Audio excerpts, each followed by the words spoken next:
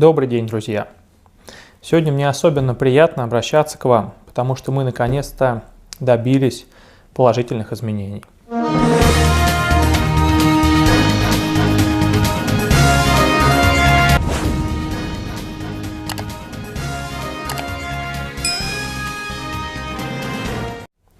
Мы с вами, как вы все знаете, сделали акцию «Нет денег на патент», записали обращение к премьер-министру Мишустину.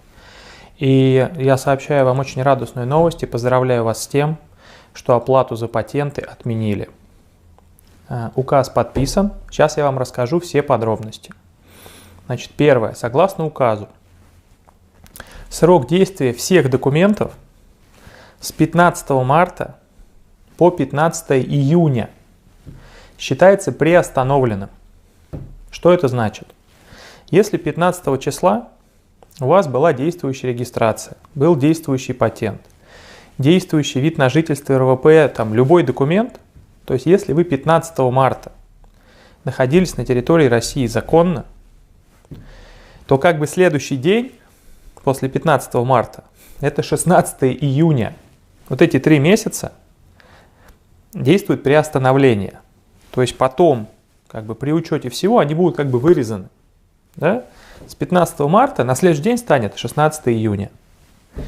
Все это время не нужно платить патент, не нужно продлевать регистрацию, не нужно продлевать вообще ничего. Ходить вообще никуда не надо, вы просто живете. Живете, спокойно работаете. Я вам сейчас просто буду зачитывать с экрана, я по памяти не помню, но только-только вышел еще. Да? Вот конкретно прям сказано, в указанный период с 15 марта по 15 июня. Иностранным гражданам не нужно совершать никаких действий. В том числе не требуется обращаться в государственные органы для продления сроков временного пребывания, включая продление виз.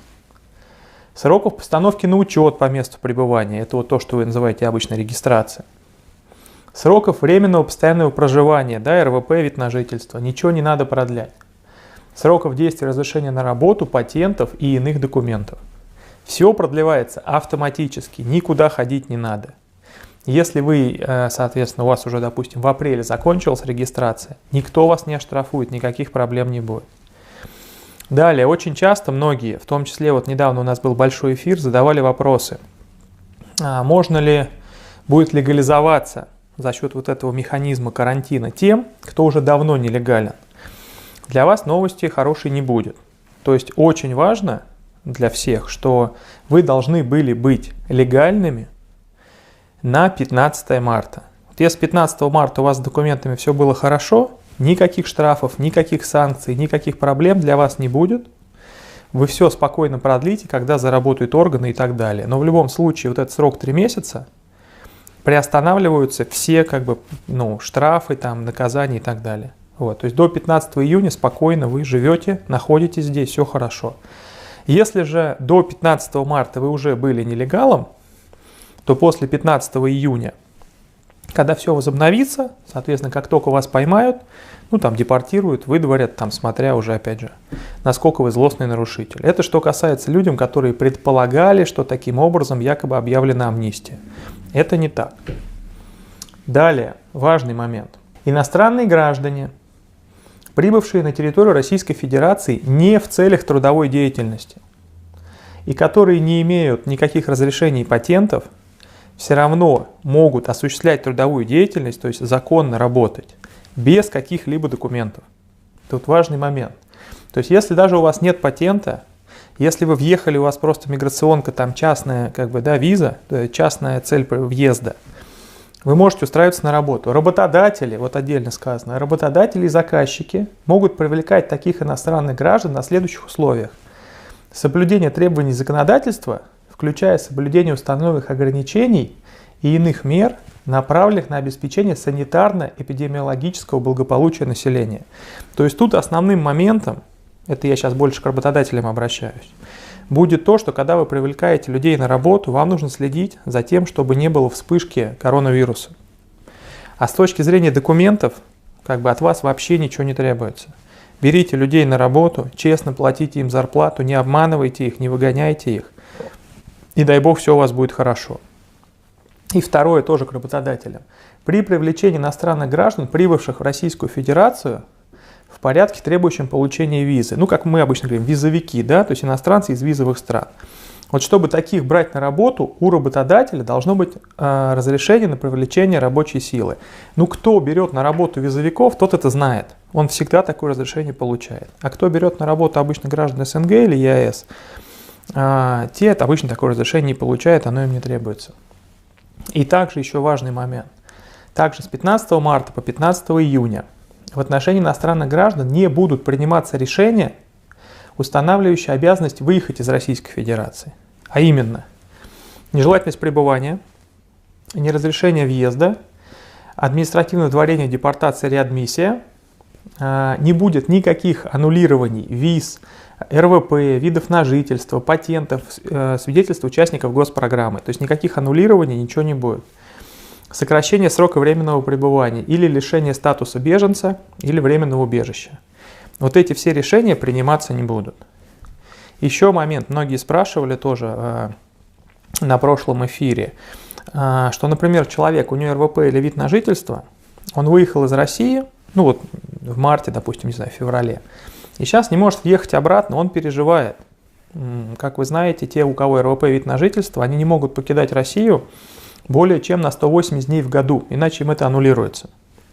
Вот вас тоже касается это приостановление. Если вы сейчас уехали там, к себе на родину, там живете, у вас эти 180 дней выйдут, и вы боитесь, что вам аннулируют РВП или вид на жительство или какие-то другие статусы, не переживайте. Вот эти 3 месяца, они не будут зачитываться ни в какой срок течения документа.